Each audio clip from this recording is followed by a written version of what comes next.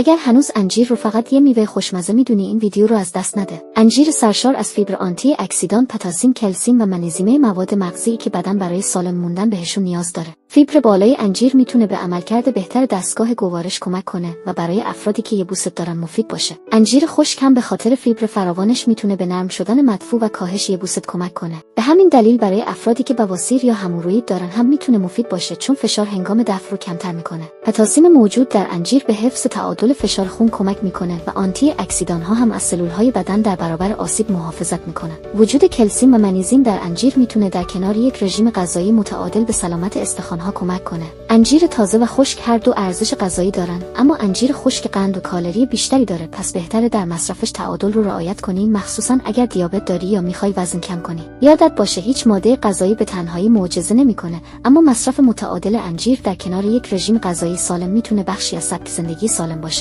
اگر خونریزی یا درد شدید ناشی از بواسیر داری، حتما برای بررسی و درمان به پزشک مراجعه کن. برای ویدیوهای بیشتر درباره سلامت صفحه رو دنبال کن.